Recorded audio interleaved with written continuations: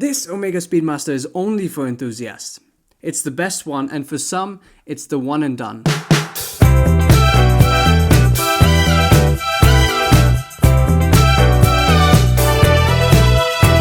This Speedmaster, like all Speedmasters, rides the coattails of being a watch built for space, nicknamed the Ed White based on the astronaut Edward White who wore a Speedmaster. This particular one is not really a space spec watch, it's what Omega refers to as one of its heritage models, so basically an amalgamation of the most relevant bits of history and nostalgia combined with modern tech to make a modern watch. So what makes this watch for enthusiasts only? Well, to start off, let's look at the price. You can basically get a moon watch, the regular Speedmaster. You can get a second one, and you could get the cheapest Speedmaster on Chrono24 for the price of one of these. Everyone knows that Omega loves to toss on an annual incremental tax on their watches just for existing, but this still seems kind of ridiculous, doesn't it? So why is the best Speedmaster worth two flagship Speedmasters plus the cheapest one on Chrono24?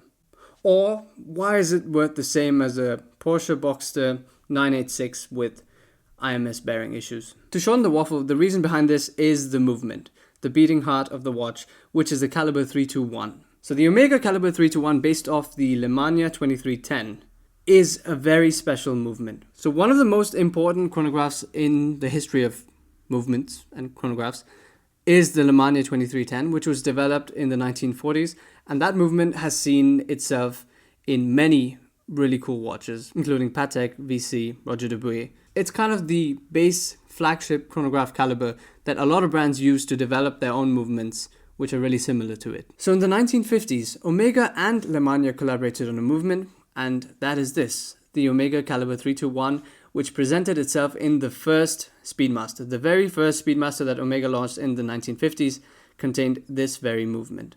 And that's why it's super relevant to the history of the Speedmaster. It was not just Omega using off-the-shelf Lange movements and renaming it or rebadging it. It's very much developed for this watch, for the Speedmaster. So why is this watch the best?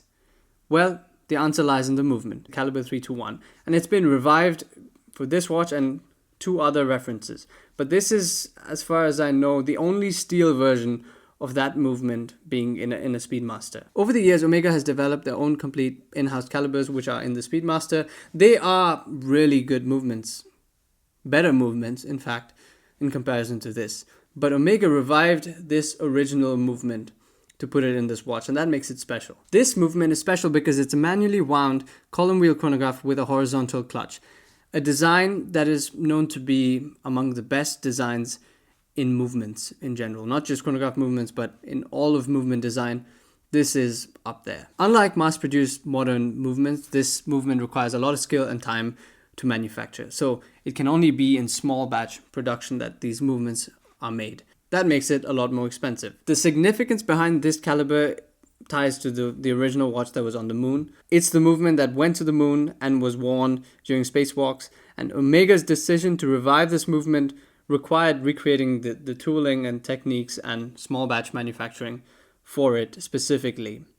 It's remarkable that some design from the 1950s could be exactly revived and slightly improved upon, or at least made more beautiful. So in terms of actual movement specs, the Moon watch has this watch beat. But in terms of aesthetics, finishing, and nostalgia, there's nothing that compares to this.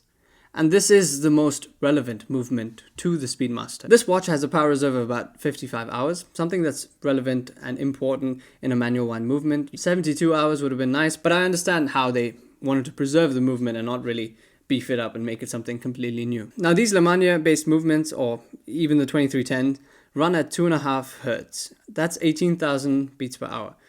The regular Speedmaster runs at 3 Hertz, so a little bit more. Now 18,000 is already below the industry standard of 4 Hertz, which is 28,800 beats per hour.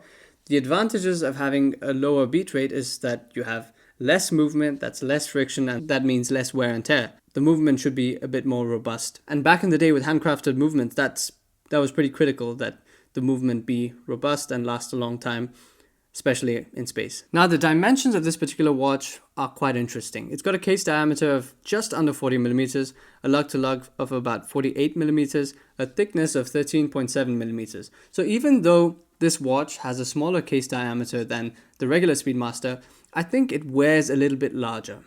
Mainly because of the lug design and the fact that the lug to lug is slightly more than the 42mm moon watch. What do I like about this watch?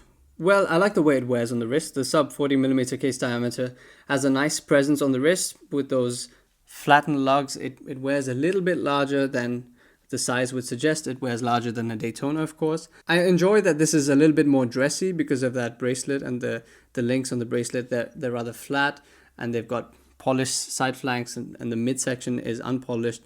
It wears a bit more dressy than the typical Speedmaster. The regular Moonwatch bracelet is superior. I do have to say that feels better constructed, more solid, but it also feels a lot more sporty. It's a bit heavier feeling. In terms of the watch style itself, it's not that contrasty and punchy like the regular Speedmaster. You really notice the recessed subdials in the normal Moonwatch, but here it's kind of a little bit fuzzy in the distance, and that gives it a really vintage aesthetic. Additionally, it's a bit simpler with less text on the dial.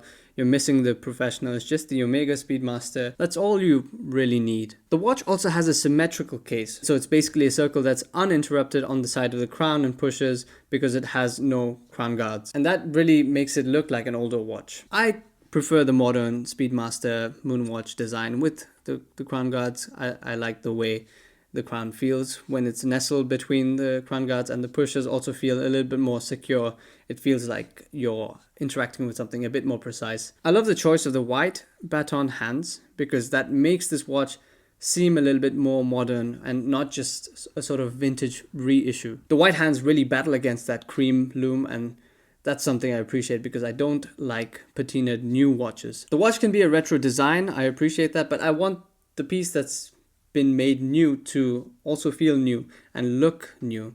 It could be a vintage retro design brought back, but I don't want the watch to already have inbuilt signs of aging. It makes no sense. Another dislike is, well, the general thickness of this watch. It's up there at 14mm. You'd really want an automatic watch with a chronograph movement for 14mm. I generally prefer automatic movements, but in this case, it would be a bit of a shame to not be able to see the finishing and actuation of the column wheel chronograph.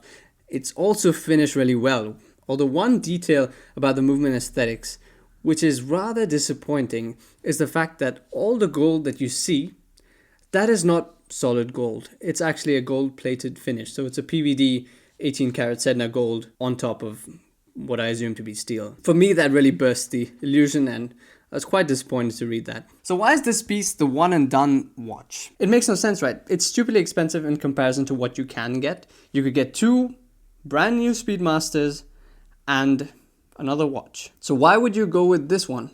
You could get a Speedmaster and a Submariner. You could get a Vacheron 56.